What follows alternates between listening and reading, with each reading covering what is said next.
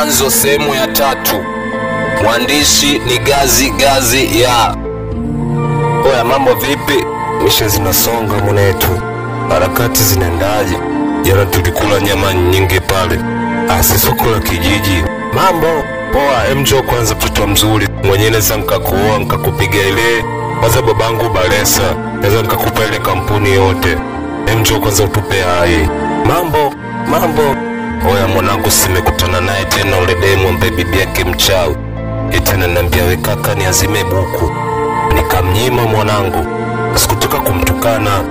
Pembeni alikuwa mtendaji wa kijiji, alikuwa na mwenyekiti. Ile gari bofu mwanangu. Tulishakwambia Gazi pale umepoteza, una hela.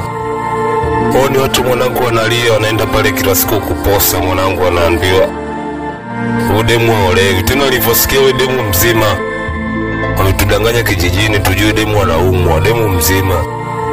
Mpaka kuku mwenyewe anamuogopa, nahisi mbea. Ndege mwenyewe akiruka nafunika pala chooni, nahisi ananichungulia.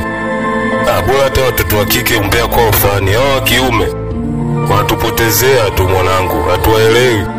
Wataweza mwanangu, sometime akishalewa amepewa bure au si tumenyimwa. Bibi Mateka, njoo mbele kwanza.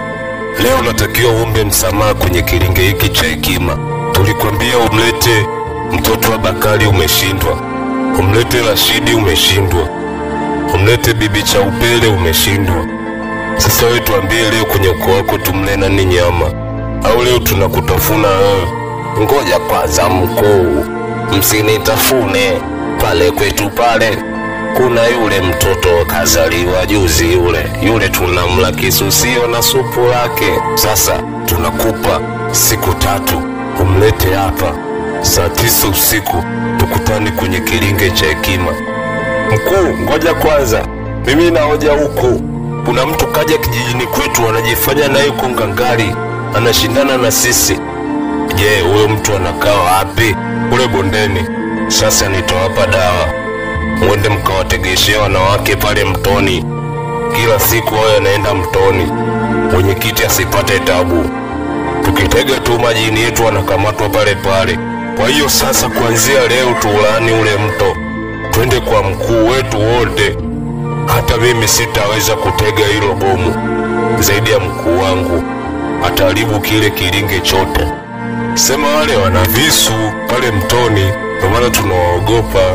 Wengine wana nyengo za kufekea mpunga, wana makasia majembe, wana leki, wana mpaka mapanga. Tena walichopanga wakukamata yao kuibia wale kuku wako pale.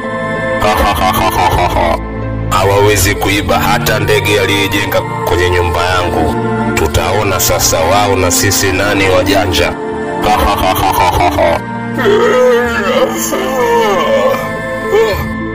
Mwanangu, nimeamka leo nimechoka. Afu nimekuta koto za miguu mlangoni kwangu kote. Acha kwetu sasa. Tumekuta mabati yote yametolewa yako chini. Hatujui hiyo misumari ilikuwa inang'olewa saa ngapi. Hiyo kwetu ndo noma. Tumekuta ndoo za chooni zimepasuliwa zote. Eti wameandika ukutani hamna kunya. Kijiji kizima.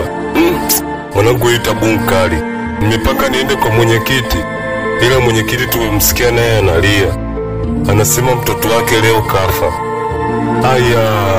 Kwa hiyo leo kuna msiba kwa mwenyekiti.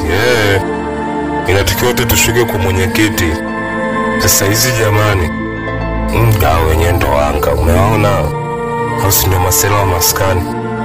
Tena mnakula chakula leo, wakale bangi zao waone. Mama nani, shikamo. Kamsalimia mama yako kaburini, umwambia nani shikamo. Mama nani, hiyo sauti nimeongea kichawi, hujanisikia? Ungetukana hivi hadharani watoto wangengeukia. Mwenzangu, mfinyia hata kiilizi, ajaye kitumbo, akivuta tu bangi zake atapike.